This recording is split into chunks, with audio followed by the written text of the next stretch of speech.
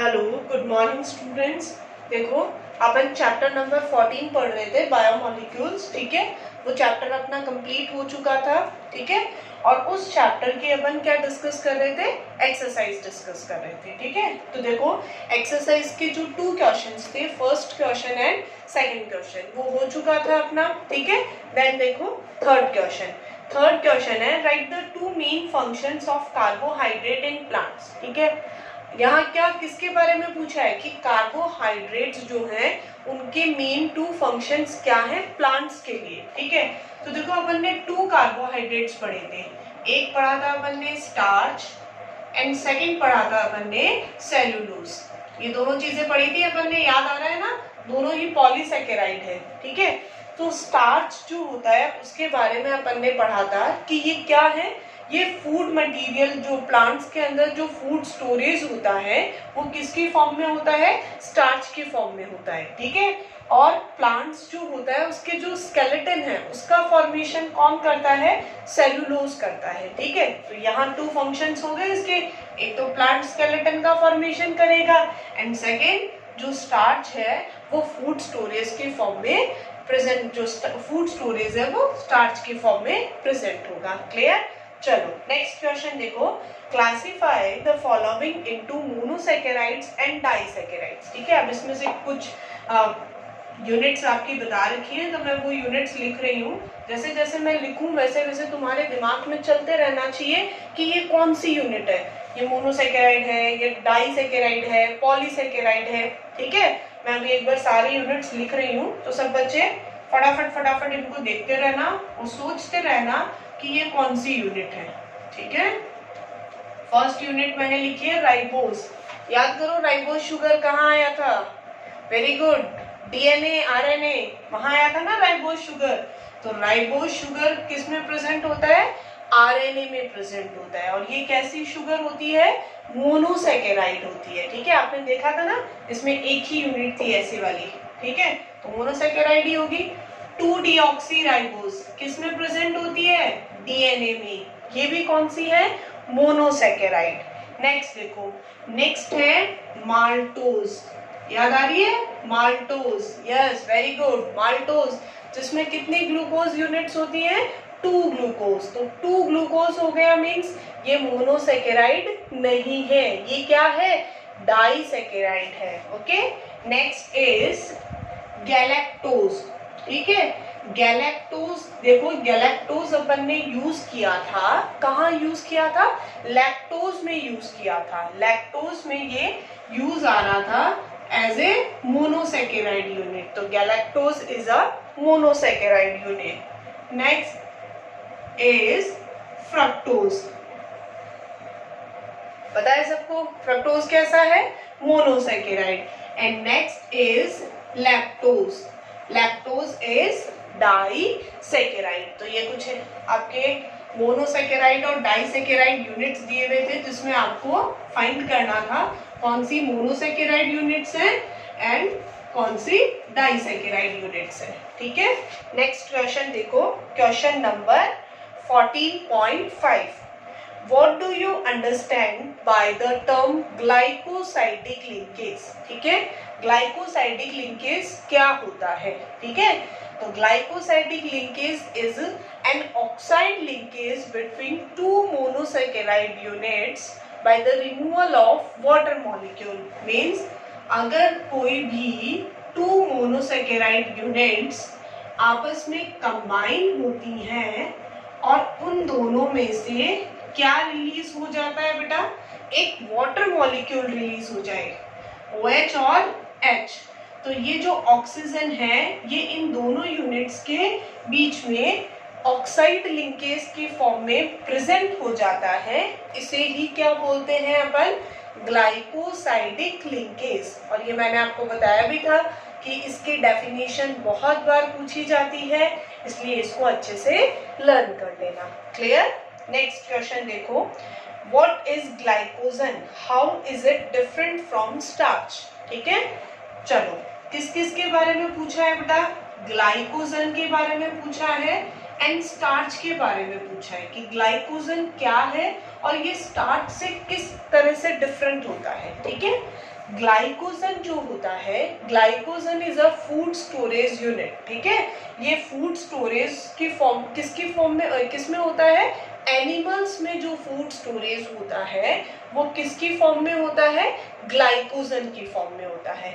और प्लांट्स में जो फूड स्टोरेज होता है वो किसकी फॉर्म में होता है, स्टार्च की फॉर्म में होता है, ठीक है। अब ये डिफरेंट कैसे है इससे, स्टार्च जो होते हैं उसके टू पार्ट्स होते हैं, एक होता है अमाइलोज और नेक्स्ट होता है अमाइलोपेक्टिन। देखो जिन बच्चों ने सारे वीडियोस अच्छे से देखे होंगे उनको अपने आप ही सारे आंसर्स आ रहे होंगे, क्योंकि वो जो अपन ने पढ़ा है उसी में से है क्वेश्चन आंसर, ठीक है।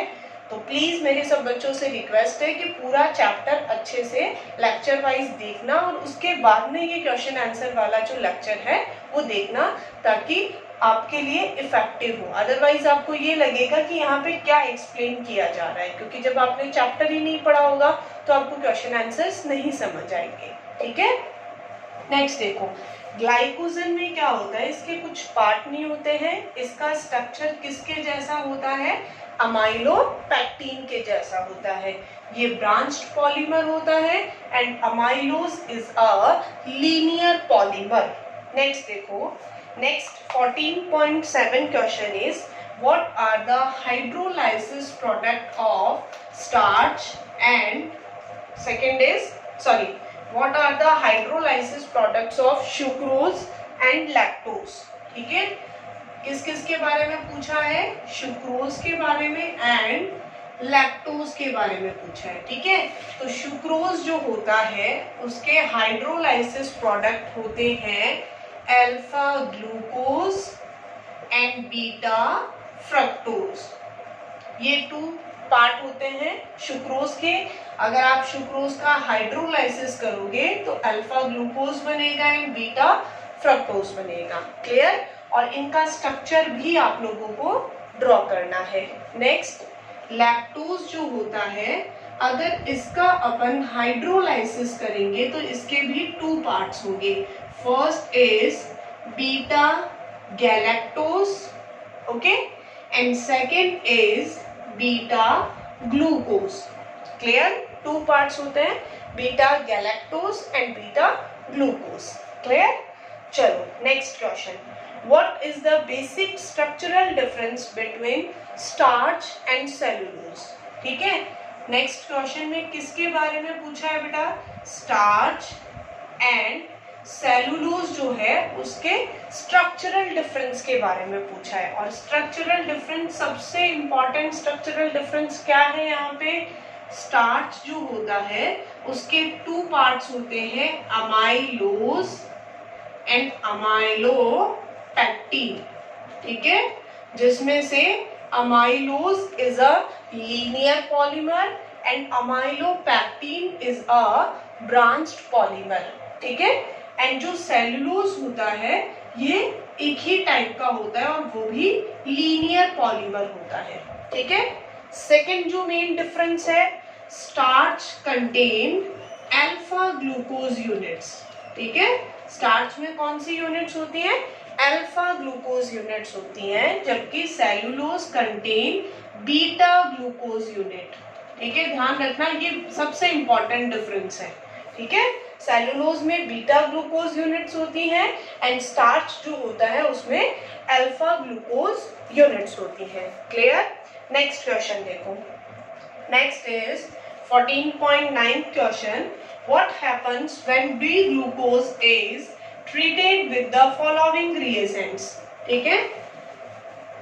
आपने रिएक्शंस पढ़ी होंगी फर्स्ट टू लेक्चर्स में। फर्स्ट है glucose, glucose when react with HI, देखो ये टॉपिक मेरा क्लास में भी करवाया गया है आपको, और इसके अलावा इनकी लेक्चर भी आपको अपलोड किए हुए हैं, ठीक है। HI के साथ जब ये रिएक्शन करता है तो किसका फॉर्मेशन करता है, एन हेक्सेन का, ठीक है। नॉर्मल हेक्सेन का फॉर्मेशन करता है, जो क्या प्रूफ करता है, that all the 6 carbons are present in the straight form in the glucose unit, okay. Next, when glucose react with bromine water, then it produce gluconic acid. Glucose की अगर आप रिएक्शन किसके साथ करवाओगे, ब्रोमीन वाटर के साथ, तो किसका फॉर्मेशन करेगा ये, ग्लूकोनिक एसिड का। ठीक है, जो किस चीज को प्रूव करता है कि ग्लूकोज का जो फर्स्ट कार्बन है उसमें कौन सा ग्रुप प्रेजेंट है, एल्डिहाइडिक ग्रुप प्रेजेंट है। बिकॉज ब्रोमीन वाटर जो है वो सिर्फ इसी का ऑक्सीडेशन कर सकता है, कीटोन का नहीं कर सकता। ठीक है, एंड थर्ड है when glucose react with HNO3 nitric acid. ठीक है, तो ये फॉर्मेशन करेगा सैकेरिक एसिड का। ठीक है, जो किस चीज को प्रूव करता है कि ग्लूकोज का वन जो OH है वो प्राइमरी है, बाकी सारे के सारे OH कैसे हैं, सेकेंडरी टाइप के हैं। क्लियर, ये हो गए आपके क्वेश्चन 14.9। ठीक है, नेक्स्ट देखो, next question is 14.11। What are 14.10 आप छोड़ देना, बिकॉज वो मैं आपको एक्सपेरिमेंटल है, वो मैं आपको क्लास में एक्सप्लेन करूंगी। ठीक है, और वो आपको अभी अच्छे से समझ नहीं आएगा।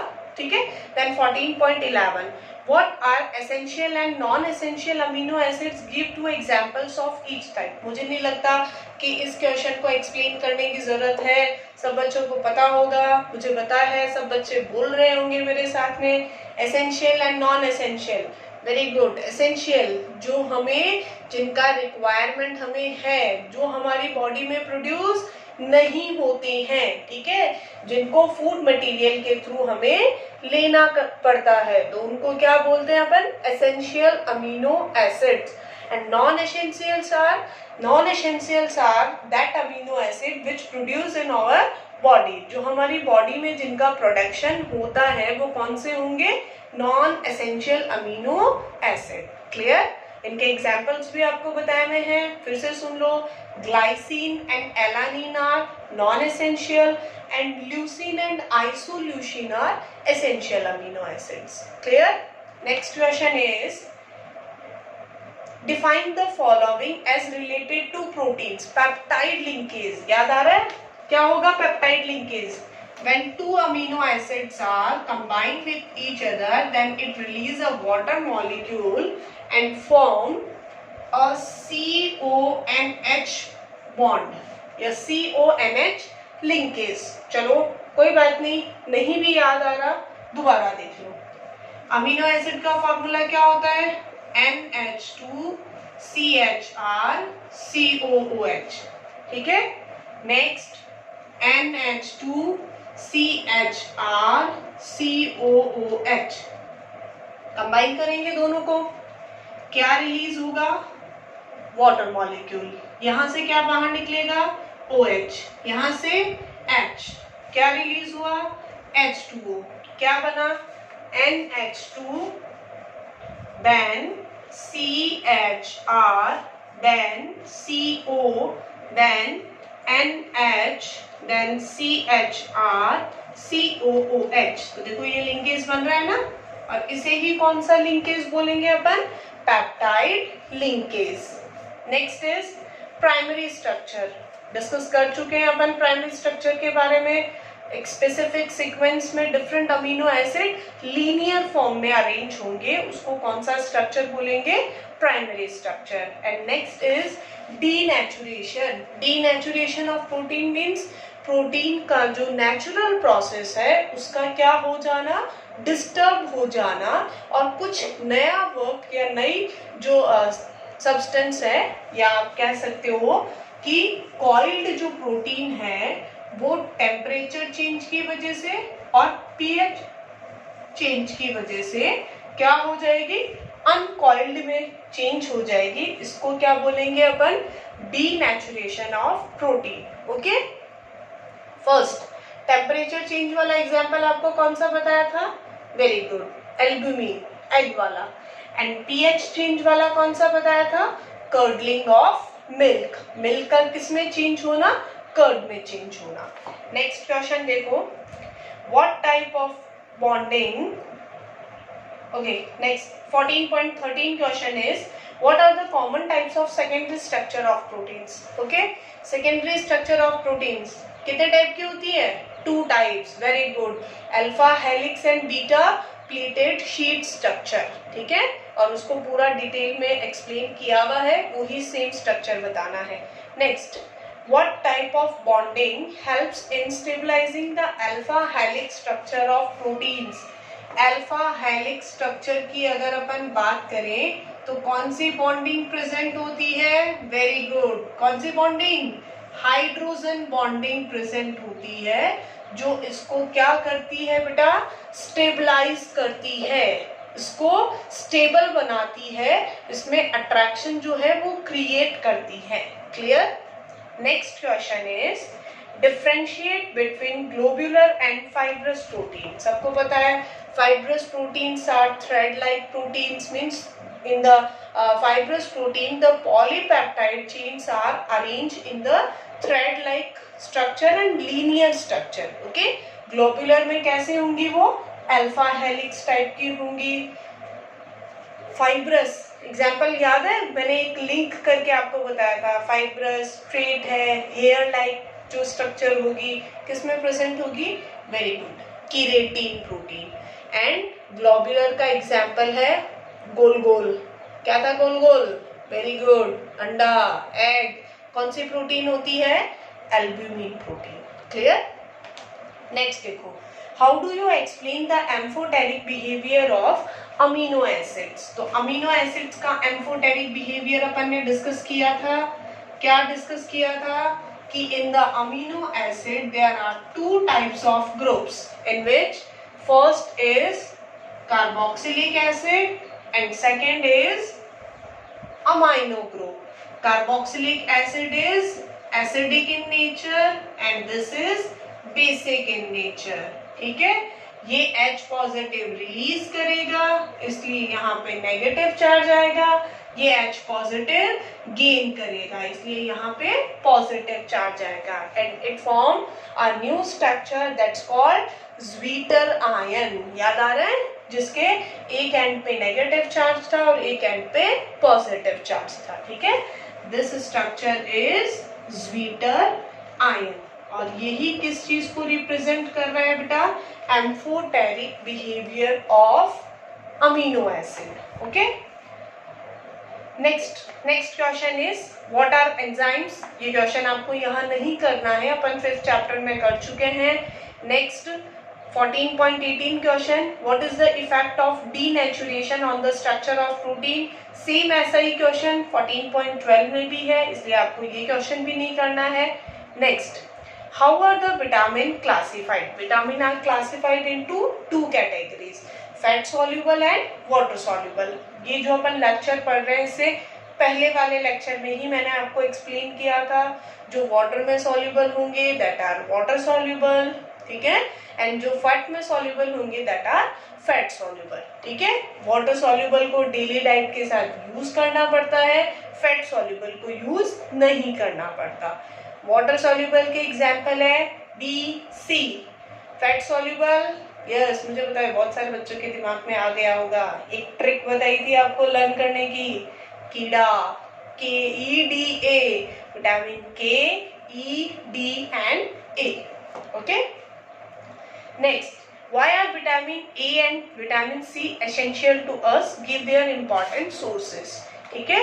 यहाँ पे C जो है वो वाटर सॉल्युबल विटामिन है, एक्सक्रीटरी प्रोडक्ट्स के साथ रिलीज हो जाएगा, इसलिए अपन को उसको डेली डाइट के साथ यूज करना है। Clear? Next is what are nucleic acid? Mention there two important functions. Nucleic acid are the genetic material which are present in the nucleus, ठीक है। Main two function, first genetic information को transfer करना parent to offsprings के अंदर, ठीक है। Second, RNA का main काम क्या बताया था बेटा आपको? Protein synthesis. क्लियर? चलो, next question is what is the difference between nucleoside and nucleotide? Nucleoside कब बनता है? Nucleoside when pentose sugar and nitrogen base are combined with each other, then it produce nucleoside. याद आ रहा है ना? पहले S आता है फिर T आता है, पहले न्यूक्लियोसाइड बनता है देन न्यूक्लियोटाइड बनता है। और इस न्यूक्लियोसाइड पे जब कौन अटैच हो जाएगा, फॉस्फोरिक एसिड, तो किसका फॉर्मेशन करेगा, न्यूक्लियोटाइड का। क्लियर?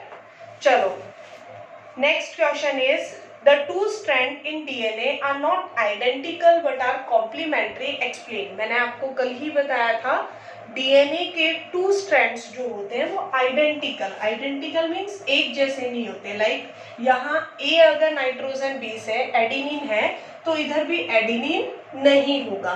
क्या होंगे वो एक दूसरे के कॉम्प्लीमेंट्री, मीन्स इधर अगर प्यूरिन है तो इस साइड पायरेमिडीन होगा, और वो भी कौन सा पायरेमिडीन होगा बेटा, ए के साथ हमेशा कौन सा अटैच होगा, थाइमीन। साइटोसिन के साथ always guanine always attach with cytosine, thymine attach with adenine. ठीक है, और एडिनिन और थाइमीन के बीच में 2 हाइड्रोजन बॉन्ड, इनके बीच में 3 हाइड्रोजन बॉन्ड। क्लियर? नेक्स्ट देखो, next question is right the important structural and functional differences between DNA and RNA. ठीक है, ये अपन डिस्कस कर चुके हैं डीएनए और आरएनए में क्या क्या फंक्शनल एंड डिफरेंसेस होते हैं। फिर से सुन लो, डीएनए का नेम में डिफरेंस होगा, शुगर में डिफरेंस होगा, डीएनए में adenine, guanine, cytosine and thymine होगा, आरएनए में adenine, guanine, cytosine and uracil होगा। DNA present in nucleus, RNA present in cytoplasm. Okay, then functional differences, DNA very good, DNA क्या करता है, जेनेटिक मटेरियल को transfer करता है, ठीक है, पेरेंट से ऑफस्प्रिंग्स के अंदर। आरएनए प्रोटीन सिंथेसिस करता है, डीएनए रेप्लिकेशन कर सकता है, आरएनए रेप्लिकेशन नहीं कर सकता। तो ये कुछ डिफरेंसेस हैं। Then last question is what are the different types of RNA, mRNA, rRNA and last one is tRNA. ठीक है, तो इसी के साथ अपना ये जो बायोमोलिक्यूल चैप्टर है ये कंप्लीट हो चुका है विद क्वेश्चन आंसर्स। ठीक है बेटा, सारे क्वेश्चन आंसर मैंने बोर्ड पे एक्सप्लेन कर दिए हैं आपको। ठीक है, फिर भी आपको कुछ डाउट हो तो आप मुझे कॉल करके पूछ सकते हैं, कोई भी डाउट हो आप ग्रुप पे सेंड कर सकते हैं। ठीक है, तो ये सारी चीजें आप मुझे पूछ सकते हैं। चैप्टर कंप्लीट हो गया है। नेक्स्ट चैप्टर अपन जो अपना चैप्टर है अल्कोहल, फिनॉल एंड ईथर, उसको स्टार्ट करेंगे। Okay, thank you, bye.